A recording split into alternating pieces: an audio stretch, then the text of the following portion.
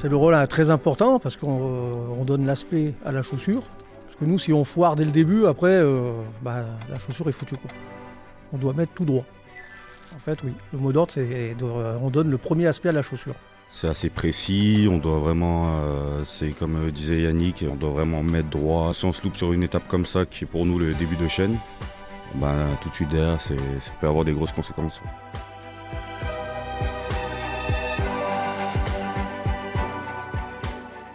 Vous êtes-vous déjà demandé à qui sont les mains qui fabriquent chaque jour la mode et le luxe ?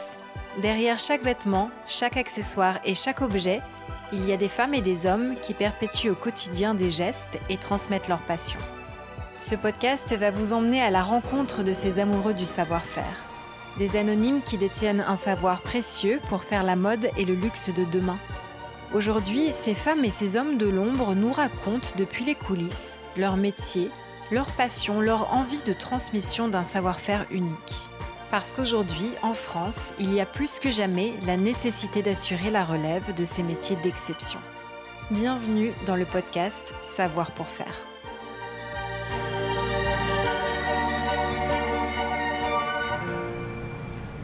Donc là, voilà, vous rentrez dans une caverne d'Ali Baba avec tout un tas de cuirs différents. Donc nous, on ne tanne pas le cuir, hein, c'est le travail des tanneurs. Deuxième partie d'approvisionnement, donc là on va rentrer dans une fabrication, alors je vais dire unique en France, ça c'est sûr, quasiment unique au monde, parce qu'on est a priori les seuls fabricants de chaussures à fabriquer nous-mêmes nos semelles. C'est l'origine de la marque, la semelle Paraboot, le travail du caoutchouc. On reçoit des ébauches comme ça, qui est un mélange de caoutchouc naturel, qu'on va travailler et puis après qu'on va mouler, qu'on va vulcaniser, pour obtenir une ébauche de semelle prête à l'emploi. C'est-à-dire la chauffer en fait. Voilà, on va la chauffer, on va la presser. Du coup, la matière va se liquéfier et va se répartir dans le moule pour avoir le dessin de la semelle que l'on souhaite.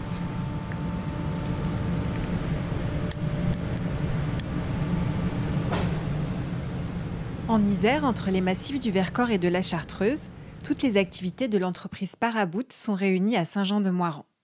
Depuis 4 générations, la marque fabrique ses chaussures haut de gamme à l'image de son modèle phare, la Michael, qui a traversé les âges depuis 1945. Dans l'atelier, nous rencontrons Kem Oum et Yannick Lefebvre, tous deux monteurs chaussures. Le premier s'attelle plutôt aux petites séries, le second à la chaîne principale. Ce sont des artisans industrialisés, selon les mots de Pierre Collin, directeur marketing et communication, qui nous fait visiter les lieux. Et donc là, on arrive à la machine à monter, qui est hyper importante parce que si dès le départ la tige est montée de travers, la chaussure, et quoi qu'il arrive, elle sera mal faite, elle sera tordue. Donc il y a besoin d'être hyper précis dès le départ. Salut Yannick. Bonjour. Tu te souviens, je t'avais dit qu'on viendrait un peu t'interviewer. Vous êtes sur les bottes là? Ouais. C'est des bottes de quoi ça? Ça c'est pour la chasse, modèle sanglier. Ah, c'est tout fourré à l'intérieur. Yannick Lefebvre, 50 ans, monteur Paraboot depuis 22 ans. Commencé par du commercial, après j'ai tenu un petit bar épicerie, puis après j'ai travaillé aussi, parce qu'avant on avait l'usine qui était à Fur, donc il y avait 2 usines. L'usine était à côté de chez moi, j'ai déposé un CV, j'ai commencé le lendemain. C'est comme ça que je suis rentré chez Paraboot. Je suis rentré, je connaissais rien à la chaussure. Franchement, j'avais jamais vu une chaussure de ma vie comment c'était fait, donc j'ai appris sur le tas, et après je pense que c'est ça le plus joli, c'est de découvrir comment c'est fait, et puis de s'investir à fond. C'est mon ancien chef qui m'a appris aussi beaucoup de choses, qui m'a appris la rigueur, la ponctualité et puis l'amour de la chaussure bien faite. Et maintenant, il est parti à la retraite et je lui dis merci parce qu'il m'a appris beaucoup de choses. Déjà, on prend la chaussure, on fait réchauffer le bout pour amollir le cuir. Là, c'est mou. Et c'est chaud. Voilà, parce que si c'est trop dur, on peut pas le travailler. Ensuite, faut assembler la forme avec la tige. Donc en fait, quand on la passe dans la machine, il faut que tout soit droit. Derrière, au milieu, devant. Et après, on a les injecteurs de colle qui vont mettre de la colle sur la première. Les plaques là vont serrer et ça va coller la tige en fait. Donc c'est un travail de précision en quelque sorte. Hein. C'est manuel quoi en fait. Manuel et avec l'œil. Et ensuite, la dernière étape, c'est quoi? Là, je cramponne le bout.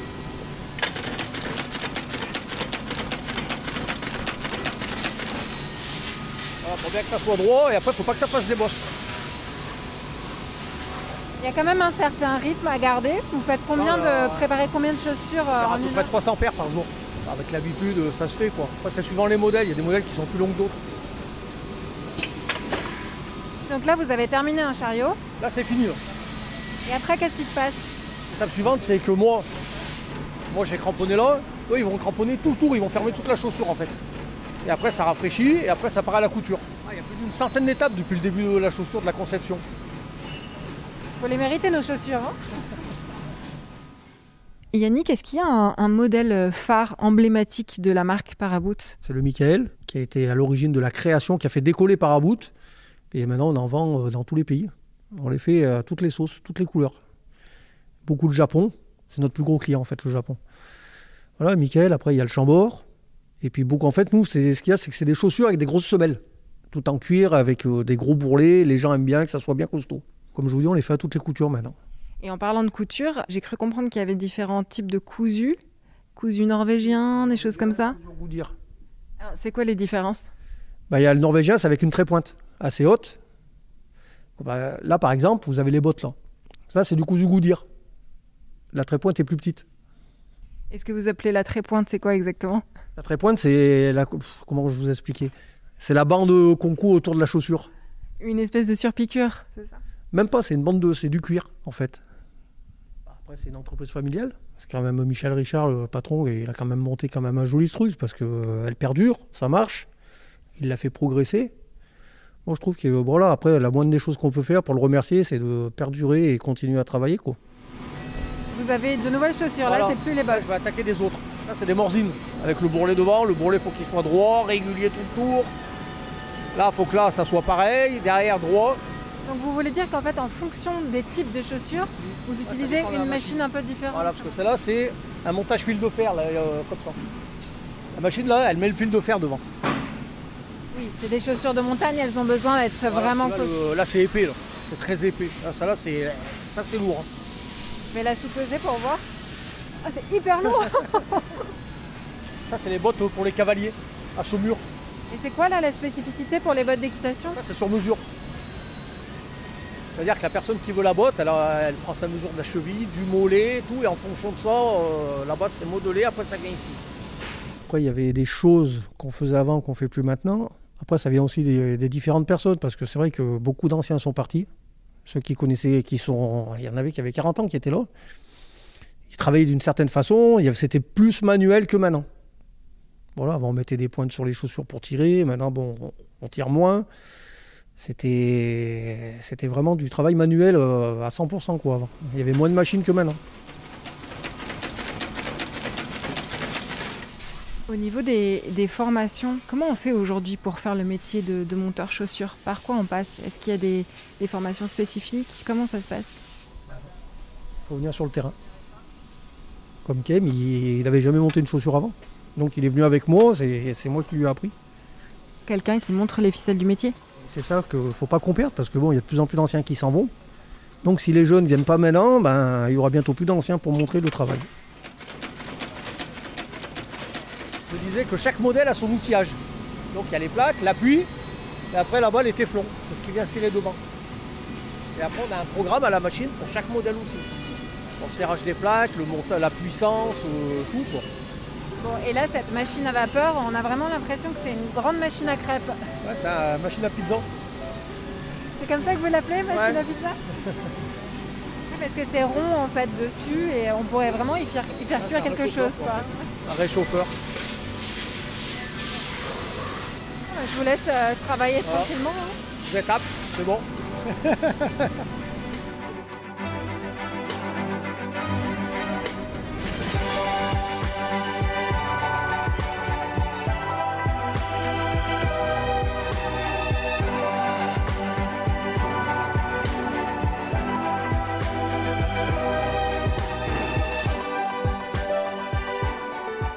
Quelles sont les qualités à avoir pour ce métier? Moi, de mon côté, je dirais que ce serait la discipline et la rigueur. On croit que c'est facile, mais on a besoin de beaucoup regarder la chaussure, déterminer tout de suite les défauts. Mais c'est le mot qui a été ressorti tout à l'heure en atelier aussi, la rigueur. C'est important pour vous? C'est assez précis, on doit vraiment, c'est comme disait Yannick, on doit vraiment mettre droit. Si on se loupe sur une étape comme ça qui est pour nous le début de chaîne, ben, tout de suite derrière, ça peut avoir des grosses conséquences derrière. Peut-être pas prendre à cœur, mais être vraiment professionnel à ce poste-là.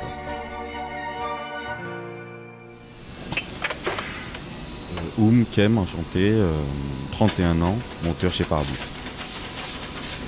Il paraît que vous avez commencé à 7 h du matin? Ce matin, ouais, j'ai commencé à 7 h, ouais.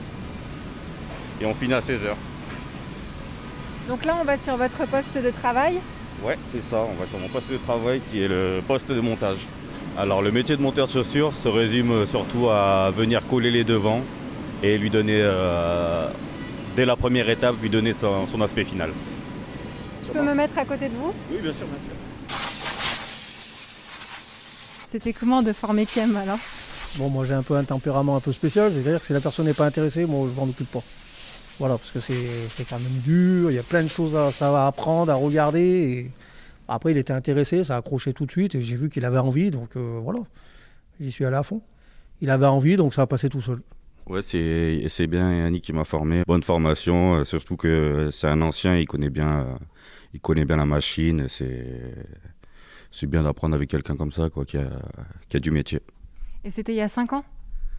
Non, c'était pas il y a 5 ans, c'était il y a un an. Mais avant, j'étais à d'autres postes. On va dire que j'ai un peu évolué dans l'usine, ouais.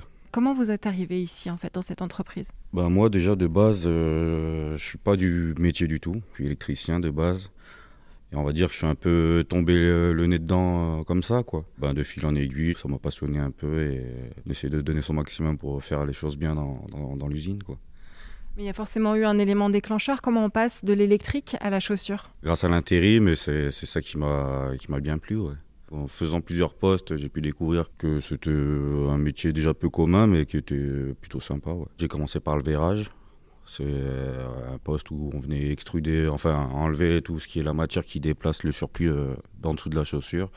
Et de fil en aiguille, je suis remonté un peu, je me suis intéressé aux autres postes, tout ce qui est retournement de trait-pointe. Après, j'ai fait aussi un peu de colle. J'ai aussi le dernier poste que j'ai fait plus longtemps après le montage, c'était le cramponnage, le poste juste après le montage, justement.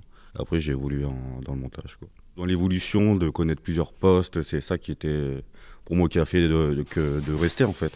C'est de prendre plusieurs compétences qui, quand elles sont acquises, quoi. Enfin, c'est intéressant c'est toujours intéressant d'apprendre, quoi. Qu'est-ce que vous faites là? Là, je passe un coup de soufflette sur ma machine à chauffe qui va venir chauffer les avants. C'est pour éviter qu'il y ait des gouttes qui tombent vu que ça chauffe avec la vapeur d'eau. Voilà, c'est pour que ça évite d'endommager un peu le cuir de la chaussure. Donc là, je vais laisser un peu chauffer le temps que mes bouts avant, les contreforts chauffent bien pour pouvoir ensuite travailler le cuir plus facilement sur ma machine. C'est ça, en fait, c'est pour les assouplir tout simplement. C'est juste pour les assouplir, ouais. C'est pour bien qu'elles aient une texture malléable, qu'elles ne soient pas trop dures à travailler. Alors ça, c'est pas très ragoûtant. Ça, c'est la colle qui parfois, c'est ma colle qui dégouline sur la machine un peu parce qu'au bout d'un moment, avec tout, vu que la colle vient se coller devant, on a toujours des petits rejets de colle qui viennent se coller sur les injecteurs. Donc ça, c'est la machine principale, en fait, si je comprends bien. C'est la machine principale, ouais, pour monter les avants, pour monter tout ce qui est, pour venir donner ma forme avant de la chaussure. C'est pas encore assez chaud, ouais. J'arrive à le sentir quand même à la main quand la texture est molle, bien prête à l'emploi. Là, je viens de poser ma tige, le dessus, ce qu'on appelle ça une tige. Je viens de poser ma tige sur ma forme de chaussure. Et en dessous, dans le poste d'avant, avant que ça arrive à moi, l'afficheur vient mettre la semelle. Nous, on appelle ça une première chez nous. Et vient afficher la première par rapport à la taille et à la taille de la forme, quoi, pour ensuite que moi je vienne coller les avants. On va dire que c'est que le début, mais c'est pour lui donner à peu près son aspect final dans la chaussure.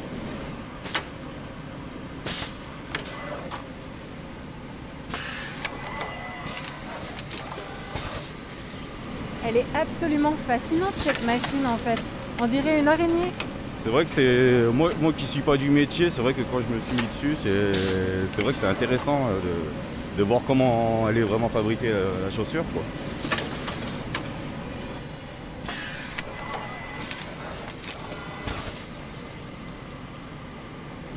On appuie sur un bouton et c'est parti.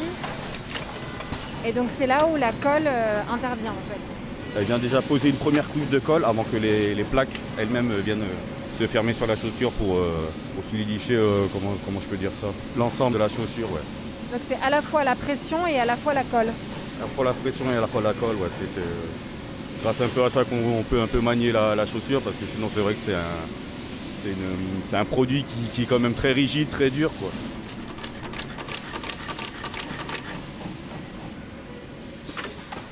Qu'est-ce qui vous donne le sourire ici? Le côté relationnel, amical, voir les copains au boulot, c'est déjà assez sympa de se lever pour ça, quoi, aussi.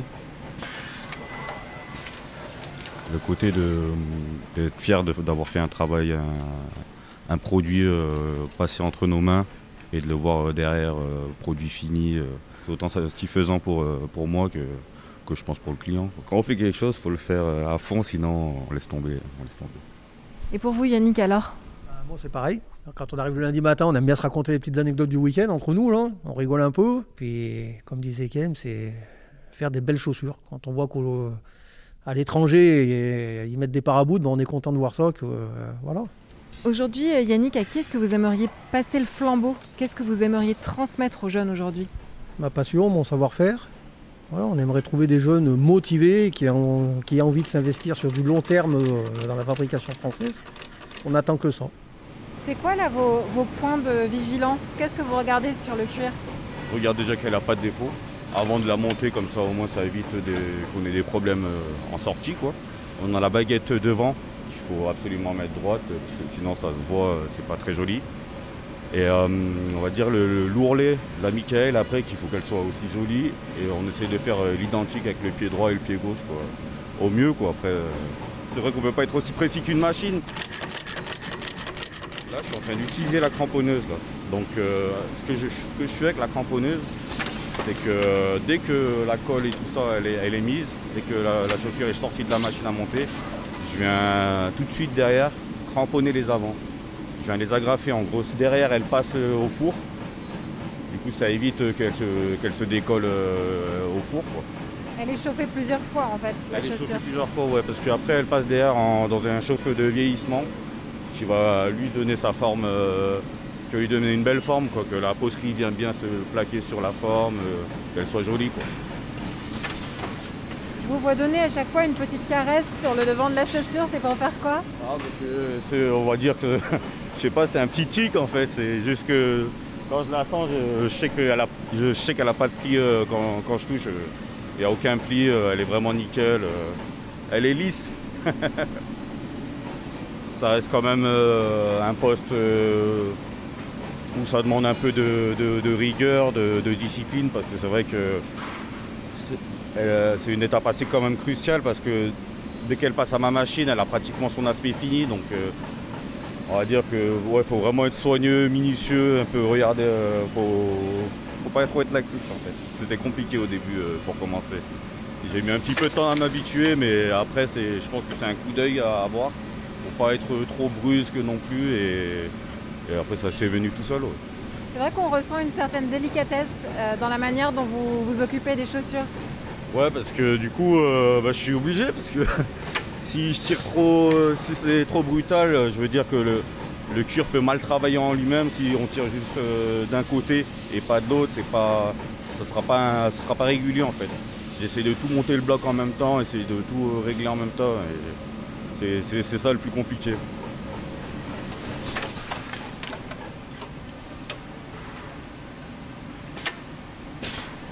Je maintiens qu'on dirait vraiment une araignée, parce qu'avec les filaments de colle, franchement oui. Là... je me suis fait un petit jeu, j'essaye de faire une petite boule de colle.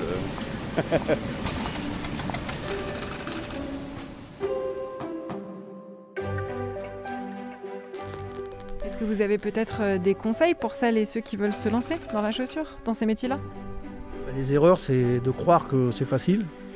de pas écouter le formateur en disant oui, et puis à la sortie, c'est pas si facile que ça. Il faut bien écouter les anciens, comme nous on a fait. De s'intéresser avant de commencer des choses, parce que je pense que quand on est intéressé dans quelque chose, la motivation est plus facile à venir pour apprendre. Et sinon, ouais, beaucoup de rigueur et de discipline, ce sont les maîtres mots de la chaussure.